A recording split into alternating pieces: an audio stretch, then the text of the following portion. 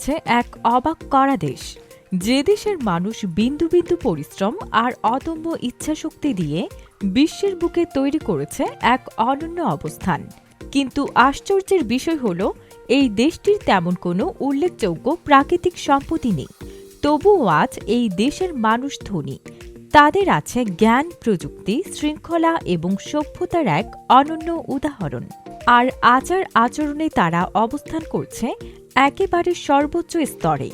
শালীনতা, শৃঙ্খলা আর সম্মানবোধ যেন তাদের জীবনধারার অবিচ্ছেদ্য অংশ।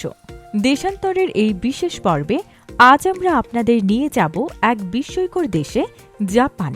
আজ জানব জাপান আসলে কেমন দেশ, জাপানিদের জীবনধারা ও আচার আচরণ কেমন, কেন জাপানে প্রায় কোথাও ডাস্টবিন দেখা যায় না, তাহলে সেই দেশের মানুষ ময়লা কোথায় ফেলে, জানব দেশটির ন্যূনতম মজুরি কত, আর এমন সব অবাক করা তথ্য যা শুনে আপনি বারবার বলবেন, এটা কি সত্যি সম্ভব।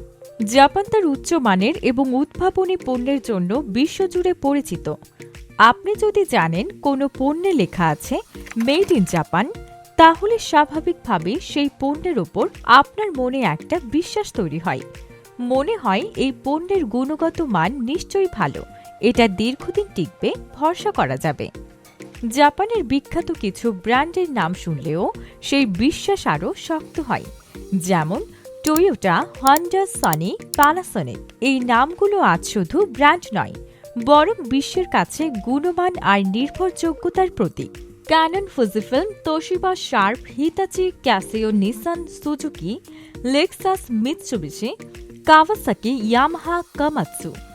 এইসব বিশ্বখ্যাত ব্র্যান্ডের জন্ম হয়েছে একটাই দেশে, জাপান। এই দেশটি পৃথিবীকে উপহার দিয়েছে অনেক যুগান্তকারী উদ্ভাবন। প্রথম ওয়াকম্যান এখানেই আবিষ্কৃত হয়েছিল। আজ আমরা যে ইমোজি ব্যবহার করি তার আধুনিক রূপ প্রথম তৈরি হয়েছিল জাপানেই 1999 সালে। এমনকি আমাদের পরিচিত ইনস্ট্যান্ট নুডলসের জন্মও হয়েছিল এই জাপানেই, যা আজ কোটি মানুষের দৈনন্দিন খাবারের অংশ। পৃথিবীর রোবট উৎপাদনের শীর্ষ দেশগুলোর একটি হল জাপান। সবচেয়ে মজার বিষয় হল, জাপানের কিছু রেস্টুরেন্ট, হাসপাতাল, এমনকি হোটেলেও আজ রোবটকে কাজ করতে দেখা যায়। জাপান এমন একটি দেশ যেখানে প্রাকৃতিক সম্পদের পরিমাণ তুলনামূলকভাবে খুবই কম। দেশটির মাটির নিচে তেমন কোনো উল্লেখযোগ্য পরিমাণে তেল, গ্যাস বা খনিজ সম্পদ মজুত নেই। তবুও তারা পিছিয়ে নেই, বরং বিশ্বকে নেতৃত্ব দিচ্ছে প্রযুক্তি আর উৎপাদনে। গ্যাস, কয়লা, লোহা, তামা, ইউরেনিয়াম, প্রায় কোনো ধরনের প্রাকৃতিক সম্পদের মজুতি নেই বললে চলে এই দেশে। তারপরও জাপান আজ পৃথিবীর বুকে চতুর্থ বৃহত্তম অর্থনীতির একটি শক্তিধর দেশ। জাপান একটি পূর্ব এশীয় দ্বীপরাষ্ট্র, চারপাশে সাগর, মাঝখানে অদম্য এক জাতি। এশিয়া মহাদেশের সবচেয়ে আধুনিক দেশগুলোর মধ্যে জাপান আজ শীর্ষস্থানীয়। যদিও কিছু ক্ষেত্রে জাপানের সঙ্গে দক্ষিণ কোরিয়ার নামটিও ঘন ঘন উঠে আসে। জাপান প্রশান্ত মহাসাগরের উত্তর পশ্চিম প্রান্তে অবস্থিত। দেশটির পূর্ব দিকে রয়েছে বিশাল প্রশান্ত মহাসাগর, পশ্চিমে জাপান সাগর, উত্তরে ওখৎস্ক সাগর আর দক্ষিণে পূর্ব চীন সাগর। জাপান একটি সম্পূর্ণ দ্বীপরাষ্ট্র, অর্থাৎ এর চারপাশ ঘিরে আছে শুধু সমুদ্র ঘেরা। জাপানের কোনো দেশকে সরাসরি স্থল সীমান্তে স্পর্শ নেই, তবুও সমুদ্রের ওপারে কিছু প্রতিবেশী দেশ আছে যাদের সঙ্গে জাপানের সামুদ্রিক সীমানা মিলে যায়। এগুলো হল রাশিয়া, উত্তর কোরিয়া, দক্ষিণ কোরিয়া, চীন, তাইওয়ান, ফিলিপাইন। জাপান নিজে জাপানি ভাষায় পরিচিত নিপ্পন নামে, যার অর্থ সূর্যের উৎস বা সূর্য ওঠার স্থান। তাই জাপানকে প্রায়শই বলা হয় সূর্যোদয়ের দেশ। দেশটি মোটামুটি ছোট বড় মিলিয়ে প্রায় ৬,৮৫২টি দ্বীপ নিয়ে গঠিত। এর মধ্যে সবচেয়ে বড় এবং প্রধান দ্বীপগুলো হল চারটি: হোকাইডা, হংশু, শিকোকু এবং কিউসু। এই চারটি দ্বীপ জাপানের মোট ভূখণ্ডের প্রায় ৯৭% দখল করে আছে। যদিও জাপানের মোট ৬,৮৫২টি দ্বীপ, সব দ্বীপে মানুষের বসবাস নেই। প্রায় ৪৩০টি দ্বীপে মানুষের বসবাস রয়েছে। জাপানের মোট আয়তন ৩,৭৭,৯৭৫ বর্গ কিলোমিটার, যা প্রায় ২.৫টি বাংলাদেশের সমান। 2025 সালের অনুমানে জাপানের জনসংখ্যা প্রায় 12,34,40,000। এর অর্থ প্রতি বর্গ কিলোমিটারে প্রায় 326 জন মানুষ বসবাস করে। তুলনামূলকভাবে বাংলাদেশের প্রতি বর্গ কিলোমিটারে প্রায় 1350 জন মানুষ বাস করে। জাপানের রাজধানী এবং বৃহত্তম শহর হল টোকিও। পৃথিবীর সবচেয়ে জনবহুল শহরগুলোর মধ্যে একটি। এখানে প্রায় 1,41,47,000 মানুষ বসবাস করে। এই হিসেবে দেশটির প্রতি বর্গ কিলোমিটারে প্রায় 326 জন মানুষ বসবাস করে। অন্যদিকে বাংলাদেশের প্রতি বর্গ কিলোমিটারে প্রায় 1350 জন মানুষ বাস করে। টোকিও শহরে স্কাইস্ক্র্যাপার, হাই স্পিড ট্রেন, রোবট ও অটোমেশন ব্যবহার অত্যন্ত ব্যাপক। এখানে রয়েছে বিশ্বের সবচেয়ে ব্যস্ত রাস্তাঘাট, বিশাল টাওয়ার ও পর্যবেক্ষণ কেন্দ্র, আলো ঝলমলে পরিষ্কার পরিবেশ এবং প্রযুক্তি ও শৃঙ্খলার অসাধারণ সমন্বয়। টোকিও কেবলমাত্র নয়, পুরো জাপানকে বলা হয় বিশ্বের সবচেয়ে নিরাপদ দেশগুলোর মধ্যে একটি। অপরাধের হার অত্যন্ত কম। সাধারণ মানুষ শান্তিপ্রিয়, শৃঙ্খলাপরায়ণ এবং আইনের প্রতি শ্রদ্ধাশীল। টোকিও ছাড়াও জাপানে কিছু বিখ্যাত এবং প্রযুক্তি নির্ভর আধুনিক অনেক শহর রয়েছে, যেমন Osaka, Kyoto, Sapporo, Nagoya, Fukuoka, Kobe, Hiroshima, Yokohama. জাপানিরা অত্যন্ত ভদ্র, নিয়মনীতি মেনে চলা এবং সুশৃঙ্খল। তাদের জীবনধারা প্রযুক্তি ও সংস্কৃতির সঙ্গে গভীরভাবে জড়িত। দেশের নাগরিকরা তাদের কঠোর পরিশ্রমের জন্য বিশ্বজুড়ে পরিচিত। তারা কাজে দীর্ঘ সময় ব্যয় করে এবং দায়িত্বের প্রতি অত্যন্ত মনোযোগী। প্রায়শই নির্ধারিত সময়ের পরেও অফিসে থেকে কাজ শেষ করে। শারীরিকভাবে ক্লান্ত হলেও মানসিকভাবে ক্লান্ত হয় না। এজন্য জাপানের কাজের চাপে ক্লান্ত হয়ে অফিসে ঘুমিয়ে পড়া স্বাভাবিক দৃশ্য। জাপানিরা কখনো কথার অজুহাতে কাজ এড়ায় না। একটা কবিতা আছে, আমাদের দেশে হবে সেই ছেলে কবে, কথাই না বড় হয়ে কাজে বড় হবে। জাপানিরাই সেই ছেলে যারা কথার চেয়ে কাজকে সর্বোচ্চ গুরুত্ব দেয়। জাপানি সংস্কৃতিতে সততা ও দায়িত্ববোধ একটি গুরুত্বপূর্ণ অংশ। জাপানিরা যে কথা দেয় তা তারা অবশ্যই রাখে এবং বিশ্বাসযোগ্য হওয়ার সর্বোচ্চ চেষ্টা করে। এখানে সাধারণ চুরি বা পকেট মারের মতো ঘটনা অত্যন্ত কম ঘটে। যদি জাপানে কোনো জিনিস হারানো হয় তা ফেরত পাওয়ার সম্ভাবনা অত্যন্ত বেশি।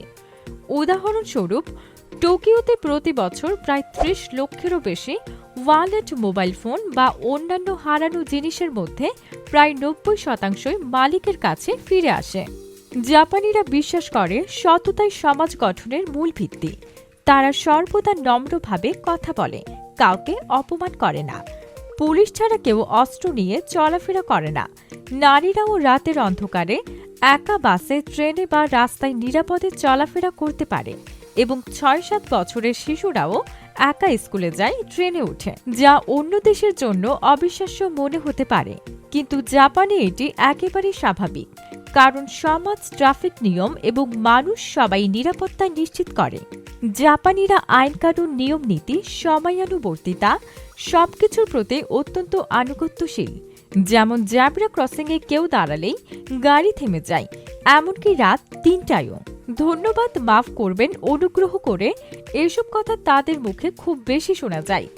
যাত্রী নামার পরও ট্যাক্সি ড্রাইভাররা গাড়ি সরায় না যতক্ষণ না ওই যাত্রী বিল্ডিংয়ে প্রবেশ করছে বা অন্য কোথাও চলে যাচ্ছে। রেস্তোরাঁর ওয়েটাররা কখনো টিপ বা বকশিশ গ্রহণ করে না। আপনি যদি তাদের ভদ্র ও নম্র আচরণ দেখে খুশি হয়ে টিপ দেওয়ার চেষ্টা করেন, তারা অত্যন্ত অবাক হয়ে যাবে। এদের কাছে এটি অনেক ক্ষেত্রে অশোভন মনে হয়, কারণ হাসি মুখে সুন্দর আচরণের মাধ্যমে মানুষকে সেবা দেওয়াই তাদের দায়িত্ব। জাপানি সমাজে কেউ কাউকে কষ্ট দিতে চায় না, তাই না বলার সংস্কৃতি খুবই কম। জাপানের প্রায় 70% এলাকা এমন যেখানে মানুষের বসবাস করা অত্যন্ত কঠিন বা প্রায় অসম্ভব। এই অঞ্চলে স্থায়ী শহর বা গ্রাম গঠন করা সম্ভব নয়। দেশটিতে রয়েছে পর্বত, সক্রিয় আগ্নেয়গিরি, ঘন বন ইত্যাদি। এই কারণে প্রায় 85% মানুষ উপকূলীয় অঞ্চলে বসবাস করে। জাপানের উপকূল রেখার দৈর্ঘ্য প্রায় 29,751 কিলোমিটার, যা পৃথিবীর সমস্ত দেশের মধ্যে ষষ্ঠ দীর্ঘতম। দীর্ঘ ও সরু দ্বীপদেশ হওয়ার কারণে এখানে উপকূল ও সমুদ্র সম্পদ প্রচুর। জাপান বিশ্বের অন্যতম বড় মাছ আহরণকারী দেশ, যদিও কয়েক দশক ধরে মাছ ধরার পরিমাণ কিছুটা কমেছে। বিশ্বের সবচেয়ে বড় মাছের বাজার হল টোকিওর সুকেজি মার্কেট, যেখানে প্রতিদিন প্রায় 2000 টন সামুদ্রিক খাবার বিক্রি হয়। জাপান প্যাসিফিক রিং অফ ফায়ারের মধ্যে অবস্থিত, যার কারণে এখানে প্রায়শই ভূমিকম্প হয়।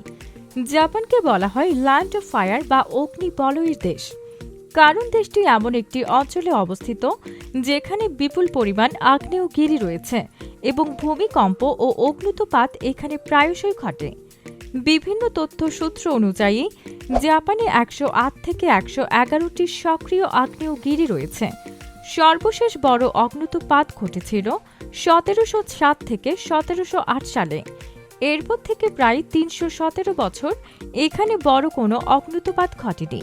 তবে জাপানে প্রায় প্রতি 6 বছর পর পর কোথাও না কোথাও বড় ধরনের আগ্নেয়গিরির বিস্ফোরণ দেখা যায়।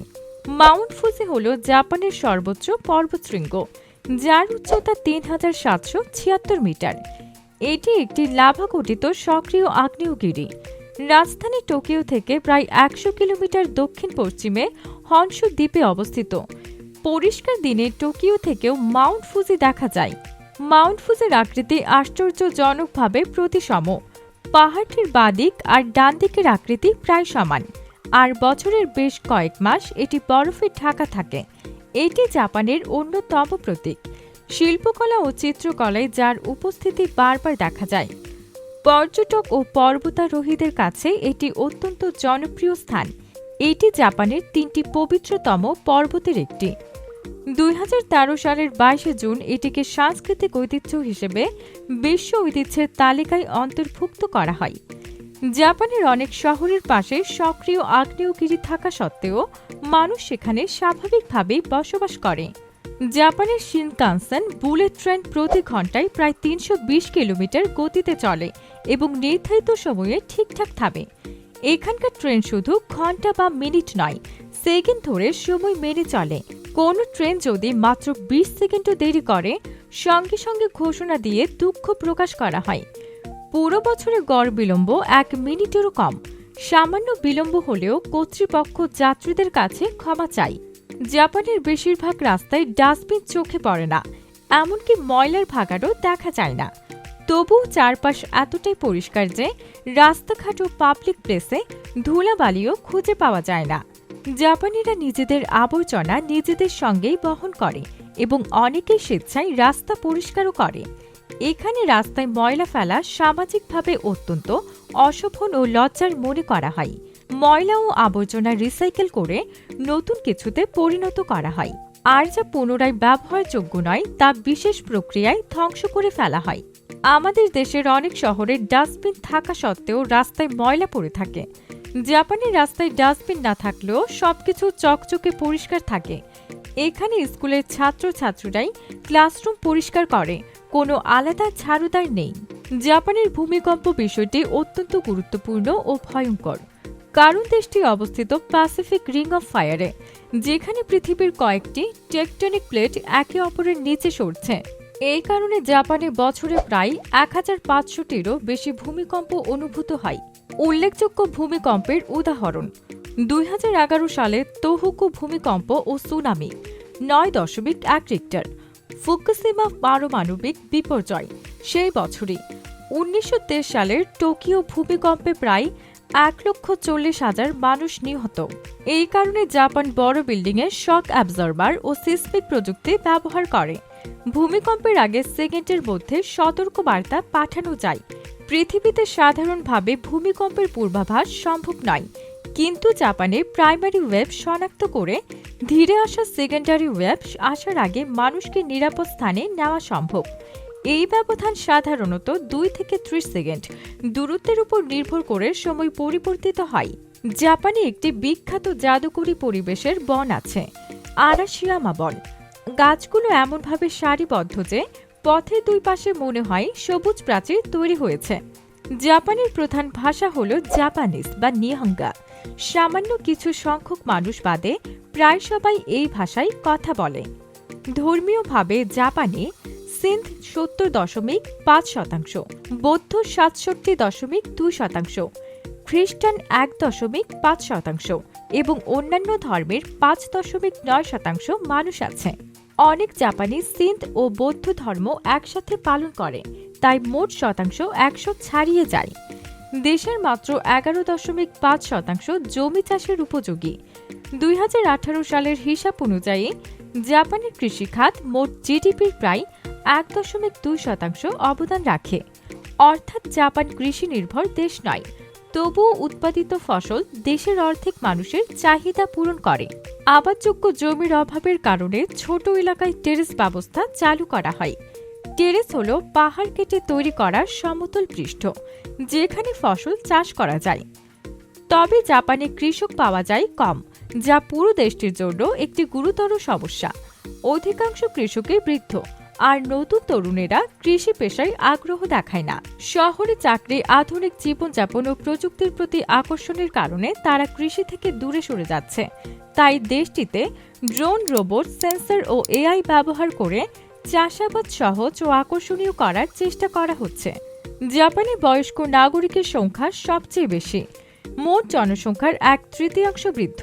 2020 সালের হিসাব অনুযায়ী প্রায় 28.7% মানুষ 65 বছরের ঊর্ধ্বে। আরও বড় চিন্তার বিষয়, জাপানে অনেকেই বিয়ে করতে চায় না, কারণ জীবনযাত্রার খরচ অত্যন্ত বেশি। বিবাহ ও পরিবার শুরু করতে স্থিতিশীল আর্থিক অবস্থার প্রয়োজন, এবং অনেকেই মনে করেন বিয়ে করলে সময় ও স্বাধীনতা কমে যাবে। এই কারণে জাপানের জনসংখ্যা দিনে দিনে হ্রাস পাচ্ছে। একই সাথে বয়স্ক জনসংখ্যা দ্রুত বৃদ্ধি পাচ্ছে। জাপানের গড় আয়ু 84 বছর, যা পৃথিবীর সেরা দেশের তালিকায় চতুর্থ।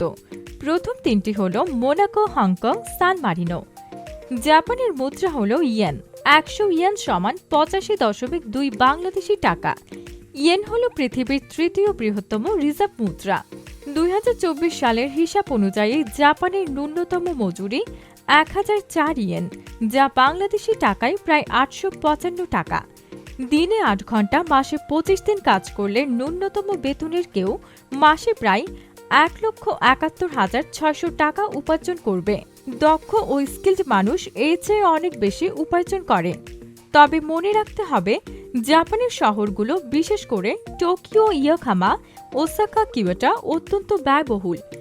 জাপানে এমন কিছু কোম্পানি আছে যেখান থেকে টাকার বিনিময়ে আপনার হয়ে ক্ষমা চাওয়ার জন্য লোক ভাড়া করা যায়। এখানকার টয়লেটগুলো অত্যন্ত স্মার্ট। গরম সিট, গান, পারফিউম সবই রয়েছে। এখানে আছে ক্যাপসুল হোটেল, ছোট ছোট বক্সের মতো ঘর, যা সস্তা আবাসনের জন্য ব্যবহৃত হয়। জাপানে খাবার খাওয়ার নিয়ম ভিন্ন। সুরুক সুরুক করে শব্দ করা অশোভন নয়, বরং খাবারের সুস্বাদু হওয়ার এক ধরনের প্রকাশ। জাপানে প্রচুর ভেন্ডিং মেশিন রয়েছে, 50 লক্ষেরও বেশি। এখানে শুধু পানি বা স্ন্যাক্স নয়, গরম নুডলস, ডিম, ছাতা, পোশাকও ভেন্ডিং মেশিনে পাওয়া যায়।